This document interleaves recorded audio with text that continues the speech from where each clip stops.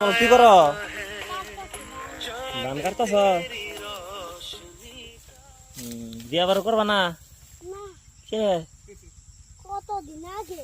কতদিন আগে করবা? হ্যাঁ, এখন বয়সে নাই? কে বয়স নাই নাকি? বয়স তো হয়েছে 7 বছর পড়ছে। এই 7 বছর না? তোমারে দাদার নাগাল বুড়ি হয়ে গেছো গা। তোমার নাম কি? মুসলিম না? না, তাহলে আজমল হক।